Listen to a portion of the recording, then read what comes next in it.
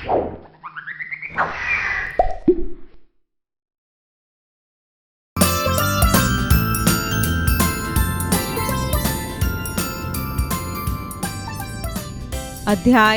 15 हिंद महासागर का मोती मॉरिस यात्रा वृत्तांत अध्ययन से पूर्व। इस बार तुम सब छुट्टियों में कहाँ घूमने जा रहे हो? मैं और मेरा परिवार तो मॉरिस देखने जा रहा है। वाह, सुना है मॉरिस बहुत खूबसूरत जगह है। मैं तो इस बार घर पर रहकर अपने परिवार के साथ समय बिताने वाली हूँ। कहानी का मूल तत्व यात्रा अनुभव द्वारा जानकारी एकत्रित करना। मुंबई से ठीक 6 घंटे की उड़ान पूरी करने के बाद हमारा विमान सर शिव सागर राम गुलाम अंतर्राष्ट्रीय हवाई अड्डे पर उतरने लगा। पृथ्वी के निकट आते ही वनस्पतियां दिखने लगी और जल के बीच उभरने लगा मॉरिस द्वीप, जिसे हिंद महासागर का मोती कहा जाता है। हवाई अड्डे से बाहर निकलते ही एक नया परिदृश्य था। ऊपर उभरा हुआ सा एक विस्तृत भूखंड, खूबसूरत सड़कें, नारियल के छोटे छोटे पंक्तिबंद वृक्ष। हवाई अड्डे से पोर्ट लुइस बहुत दूर, शायद दूसरे छोर पर है। रास्ते का दृश्य अपने सौंदर्य के खुलेपन और हरेपन से चकित कर रहा था। क्षितिज तक फैली हरियाली, गन्ने के खेत, ऊंची ऊंची असम भूमि, कहीं कहीं टिले, कहीं छोटी पहाड़ियाँ, छोटे छोटे वृक्ष, केले के बगीचे। तेज रफ्तार से गाड़ी भाग रही है, जैसे सड़कें वैसे ही कीमती कारें। ऊपर नीचे दाएं बाएं घूमती सड़कें और उन पर चलने वाला आदमी नाम का प्राणी कोई नहीं। इस देश में जनसंख्या का दबाव बहुत कम है। मॉरिस की कुल आबादी 12 लाख है। इसमें 8 लाख भारतीय मूल के लोग हैं।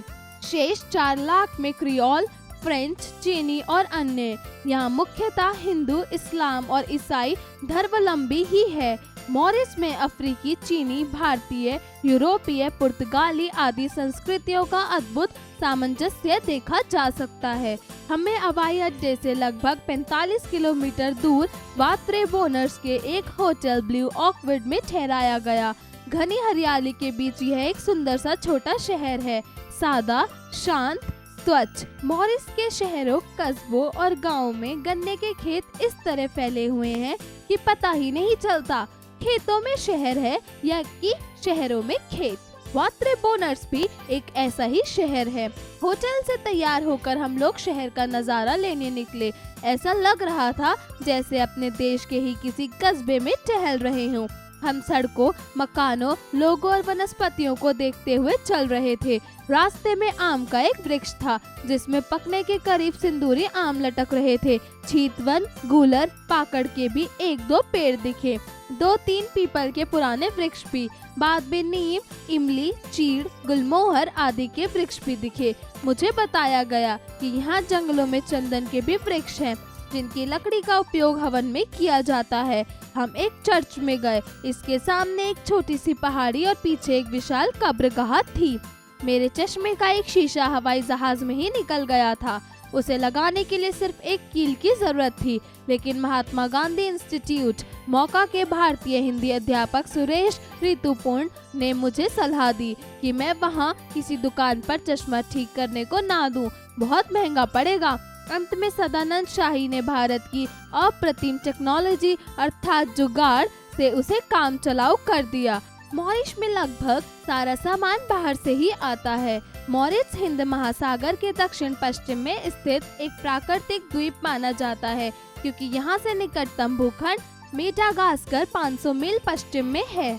अफ्रीका का पूर्वी समुद्र तट 1265 मील, मुंबई का 2875 मील और ऑस्ट्रेलिया का समुद्र तट 3625 मील की दूरी पर है।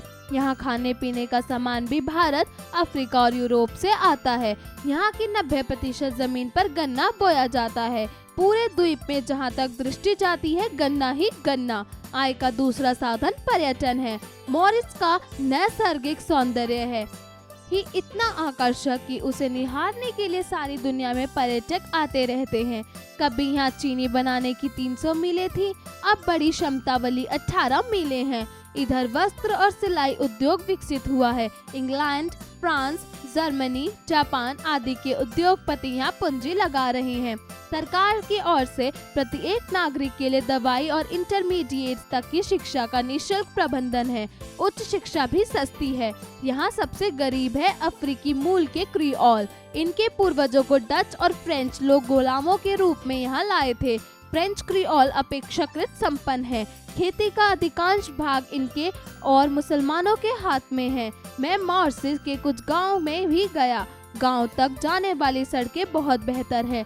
गांव के छोटे छोटे घर साफ सुथरे और सुसज्जित हैं। उनमें टेलीफोन और कंप्यूटर की भी व्यवस्था है। बैठकों की परंपरा यहाँ शुरू से रही है। गिरमिटियों ने अपने को एकजुट करने और अपने सुख दुख को बांटने के लिए ऐसी बैठकों की शुरुआत की थी। यहाँ के अधिकांश लोग अपनी खेती, किसानी या व्यापार करते हैं। जिनके पास अधिक जमीन है वे वेतनभोगी मजदूर भी रखते हैं। इन मजदूरों को बिना मुआवजा दिए नौकरी से हटाया नहीं जा सकता। खेती पर सीलिंग नहीं है। फसलों का बीमा होता है। गन्ने की फसल एक बार बो देने के बाद न्यूनतम 7 वर्ष तक काटी जाती है। कहीं कहीं तो 12-14 वर्ष तक चलती है। 1 एकड़ में लगभग 40 टन गन्ना पैदा होता है। मॉरिशस के भारतवंशियों में अपने नाम के साथ अपने उस पूर्वज का नाम लगाने की प्रथा है जो पहली बार इस द्वीप में आया था। नामों के साथ राम, गुलाम, जोखू, गंगू, संतोखी, प्रयाग आदि इसी प्रकार भी की संज्ञाएं हैं। यहाँ आर्य समाज और सनातन धर्म की संस्थाएं सक्रिय रही हैं। अधिकांश स्थानों के नाम भी भारतीय हैं। पिता की संपत्ति में कन्या का भी समान अधिकार होता है। लड़की भी परिवार के साथ लड़का देखने जाती है। संयुक्त परिवार अभी तो है पर बिखराव तेजी से शुरू हो गया है। मॉरिशस का कुल क्षेत्रफल 720 वर्ग मील है। 5 शहर हैं, पोर्ट लुई, बोवासा, वात्रेबोनर्स, बाकवा और क्यूपर्प और 90 गांव हैं। शहरों में सबसे बड़ा है पोर्ट लुई। चारों दिशाओं में मॉरिशस के समुद्र तट बहुत ही सुंदर हैं। उनका सफेद बालू तथा नीला, काला और हरा जल पर्यटकों को आकर्षित करता है। समुद्र तटों पर झोबा वृक्ष और आसपास मनोरम वन है। इन वनों में हिंसक पशु नहीं आए जाते। यहाँ सांप बिच्छू भी नहीं होते। ब्लू ऑर्किड होटल के कमरे का पर्दा हटाते ही शीशे की खिड़की से बाहर का अधिकांश हिस्सा दिखता है। स्वच्छ, हरा भरा, शांत, कोई भीड़ भाड़ नहीं, न सड़क पर न दुकानों पर। लगता ही नहीं कि शहर हो। सादे, संतुलित, सौम्य मकान, 1 या 2 मंजिले, केवल कॉम्प्लेक्स वाले भवन कुछ ऊंचे, 1-2 मकान ही 5-6 मंजिल वाले, 1-2 पाम वृक्षों के अलावा वृक्ष भी ऊंचे नहीं। सभी मकानों के बराबर या उनसे छोटे। थोड़ी थोड़ी दूर पर ट्रैफिक कंट्रोल करने वाली बत्तियां, पैदल चलने के लिए फुटपाथ जो सड़क के अनिवार्य हिस्से जैसे लगते हैं। यहाँ कोई हॉर्न नहीं बजाता। सड़क पर इतनी गाड़ियाँ मगर इतना कम शोर। घरों के आसपास वनस्पतियाँ और 4 दीवारियों की जगह कटी हुई हरी हरी झाड़ियाँ, दूर क्षितिज पर छोटी नुकीली पहाड़ियाँ और तलहटी में हरे भरे खेत। पहाड़ियों पर रुई के फाहे जैसे बादल। मॉरिशस में मौसम 2 ही प्रकार का होता है, नवंबर से अप्रैल तक गर्मी और मई से अक्टूबर तक सर्दी। इस छोटे से भूखंड में एक ही समय में भिन्न भिन्न स्थानों पर मौसम का अलग अलग रंग भी दिखता है। शब्दार्थ, पंक्तिबद्ध अर्थात लाइन से, अधिकांश अर्थात ज्यादातर, सामंजस्य अर्थात मेल, अनिवार्य अर्थात जरूरी, धर्मावलंबी अर्थात धर्म को मानने वाला, आकर्षित अर्थात जो आंखों का भय, मुआवजा अर्थात हानि होने पर दिया जाने वाला धन। उच्चारण करें। कॉम्प्लेक्स, पर्यटकों, ट्रैफिक कंट्रोल, संयुक्त, संतुलित। अध्यापन संकेत, शिक्षक शिक्षिका बच्चों को मॉरिशस की संस्कृति एवं प्राकृतिक सुंदरता को विस्तार पूर्वक समझाएं। अभ्यास कार्य, जरा बताइए। प्रश्न 1, दिए गए प्रश्नों के उत्तर बताइए। क, हवाई अड्डे से बाहर निकलते ही लेखक ने क्या देखा? उत्तर, लेखक हवाई अड्डे से बाहर निकलते ही एक नया परिदृश्य देखता है। चारों ओर फैला विस्तृत भूखंड, खूबसूरत सड़कें और छोटे छोटे पंक्तिबद्ध वृक्ष आदि लेखक को अपनी ओर आकर्षित करते हैं। ख, लेखक ने मॉरिशस में कौन से पेड़ देखे? उत्तर, लेखक ने मॉरिशस में आम, गूलर, पाकड़, पीपल, नीम, गुलमोहर आदि के वृक्ष देखे। ग, लेखक ने गन्ने का उल्लेख बार बार क्यों किया है? उत्तर, मॉरिस की 90% से जमीन पर गन्ना ही बोया जाता है। यहाँ उनकी आय का साधन है, जिस कारण और लेखक ने अपने यात्रा वृत्तांत में इसका उल्लेख बार बार किया है। घ, मॉरिस में सबसे ज्यादा खेती किस चीज की होती है? उत्तर, मॉरिस में सबसे ज्यादा खेती गन्ने की होती है। ड़, मॉरिस के तटीय क्षेत्र में कौन से 3 रंग का बालू आकर्षण का केंद्र होती है? उत्तर, मॉरिस का समुद्र तट बहुत ही सुंदर है। उनका सफेद बालू तथा नीला, काला और हरा रंग का जल पर्यटकों को आकर्षित करता है। जरा लिखिए। प्रश्न 2, दिए गए प्रश्नों के उत्तर लिखिए। क, मॉरिस की आमदनी के मुख्य स्रोत क्या है? उत्तर, मॉरिस में 1 एकड़ में लगभग 44 टन गन्ना पैदा होता है और यहाँ के 90% जमीन पर सिर्फ गन्ना ही बोया जाता है, जो कि यहाँ की आमदनी का मुख्य स्रोत है। ख, मॉरिस में हिंद महासागर का मोती क्यों कहा गया है? उत्तर, मॉरिस अपने आप में एक सुंदर रूप है, जिसके चारों ओर वनस्पतियां हैं तथा यहाँ पानी से घिरा हुआ है, जिस कारण इसे हिंद महासागर का मोती कहा जाता है। ग, मॉरिस में मौसम कितने प्रकार का होता है एवं उसकी क्या विशेषता है? उत्तर, मॉरिस में मौसम 2 ही प्रकार का होता है। नवंबर से अप्रैल तक गर्मी और मई से अक्टूबर तक सर्दी। घ, मॉरिस हिंद महासागर के किस छोर पर स्थित है? उत्तर, मॉरिस गणराज्य अफ्रीकी महाद्वीप के तट के दक्षिण पूर्व में लगभग 900 किलोमीटर की दूरी पर हिंद महासागर में और मेडागास्कर के पूर्व में स्थित एक द्वीप देश है। ड़, मॉरिस में सड़क पर यातायात संबंधी क्या खास बात है? उत्तर, मॉरिस में थोड़ी थोड़ी दूर पर ट्रैफिक कंट्रोल करने वाली बत्तियां, पैदल चलने के लिए फुटपाथ भी हैं, जो सड़क के अनिवार्य हैं। यहाँ कोई हॉर्न नहीं बजाता और यहाँ पर शोर भी कम होता है। प्रश्न 3, सही उत्तर पर सही का निशान लगाइए। क, मॉरिस का कुल क्षेत्रफल है 520 वर्ग मील, 620 वर्ग मील, 720 वर्ग मील, 110 वर्ग मील। उत्तर, 720 वर्ग मील। ख, लेखक को किस होटल में ठहराया गया? Green vista, blue orchid, red पास, सनशाइन। उत्तर, ब्लू ऑर्किड। ग, मॉरिस का सबसे बड़ा शहर है बोवासा, बोनर्स, ग्वात्रे, पोर्ट लुई। उत्तर, पोर्ट लुई। घ, मॉरिस में सर्दी की अवधि रहती है नवंबर से अप्रैल तक, मई से अक्टूबर तक, दिसंबर से जून तक, मार्च से अगस्त तक। उत्तर, मई से अक्टूबर तक। प्रश्न 4, रिक्त स्थान की पूर्ति कीजिए। क, मॉरिस में कोई डैश नहीं बजाता। उत्तर, हॉर्न। ख, पहाड़ियों पर डैश रुई के फाहे जैसे बादल। उत्तर, तैरते। ग, समुद्र तटों पर डैश वृक्ष और आसपास डैश वन है। उत्तर, सौदा, मनोरम। घ, इस देश में जनसंख्या का डैश बहुत कम है। उत्तर, दबाव। ड़, मॉरिस में डैश की पैदावार अधिक होती है। उत्तर, गन्ने। प्रश्न 5, सही मिलान कीजिए।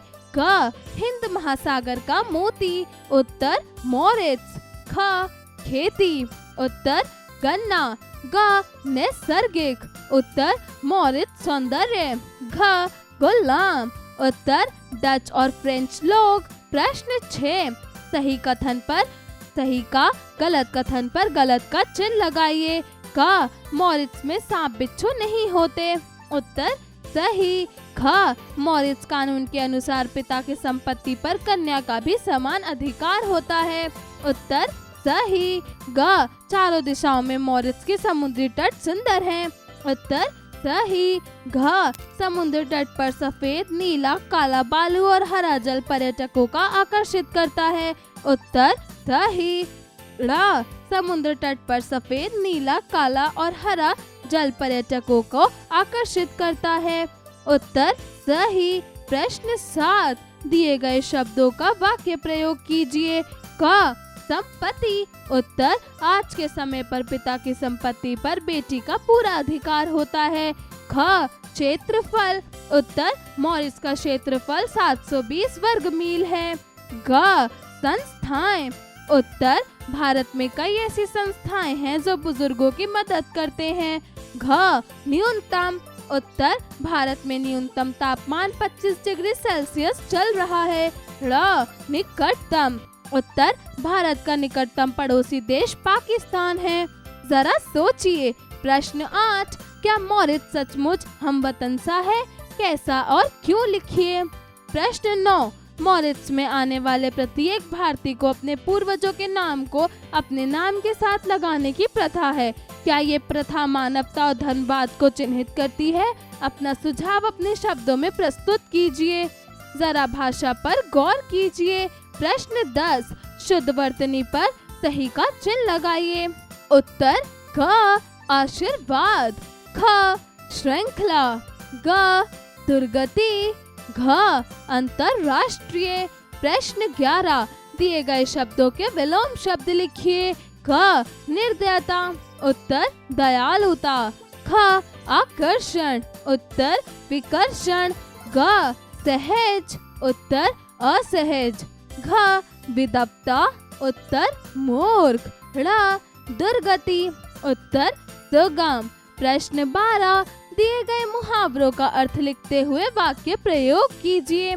क अंग अंग मुस्कुराना, उत्तर बहुत अधिक खुश होना। बहुत दिन बाद अपनी बेटियों को देखा, आज तो मेरा अंग अंग मुस्कुरा रहा है। ख छठी का दूध याद आना, उत्तर बहुत कष्ट आ पड़ना। केदारनाथ की बर्फ में 15 किलोमीटर पैदल चलने से तो मुझे छठी का दूध याद आ गया। ग 5 उंगलियां घी में होना, उत्तर अत्यधिक लाभ होना। रमेश ने नया बिजनेस शुरू किया, उसकी तो अब 5 उंगलियां घी में हैं। घ ईद का चांद होना, उत्तर बहुत दिनों बाद दिखना। तुम्हारी शादी क्या हो गई, तुम तो ईद का चांद हो गए। प्रश्न 13, दिए गए वाक्यों को कर्मवाच्य में परिवर्तित कीजिए। क मैंने ये दृश्य नहीं देखा, उत्तर मेरे द्वारा वह दृश्य नहीं देखा गया। ख माली ने फूलों का गुलदस्ता बनाया, उत्तर माली द्वारा फूलों का गुलदस्ता बनाया गया। ग माँ ने पुत्र को पत्र लिखा, उत्तर माँ द्वारा पुत्र को पत्र लिखा गया। घ सुरेश फिल्म देख रहा है, उत्तर सुरेश द्वारा फिल्म देखी जा रही है। ड़ यह किताब हमने पढ़ी, उत्तर यह किताब हमारे द्वारा पढ़ी गई। जरा रचनात्मक कार्य कीजिए। प्रश्न 14, यात्रा वृत्तांत के आधार पर बताइए। क मॉरिस की कुल जनसंख्या कितनी है? ख कुल जनसंख्या में से भारतीय कितने हैं? ग शेष लोग कहां-कहां के नागरिक हैं? प्रश्न 15, मॉरिस तथा भारत में क्या क्या समानताएं तथा असमानताएं हैं? एक लेख द्वारा प्रस्तुत कीजिए। प्रश्न 16, जनसंख्या और देश की समृद्धि एवं समानता में क्या संबंध है? अपने शब्दों में स्पष्ट कीजिए। जीवन कौशल एवं मूल्य परक प्रश्न। प्रश्न 17, जिस प्रकार प्रत्येक व्यक्ति का व्यक्तित्व उसकी पहचान होती है, ठीक उसी प्रकार प्रत्येक राष्ट्र की संस्कृति एवं सभ्यता उसकी आन होती है। आप अपने राष्ट्र की आन बान और शान को कैसे बढ़ाना चाहेंगे?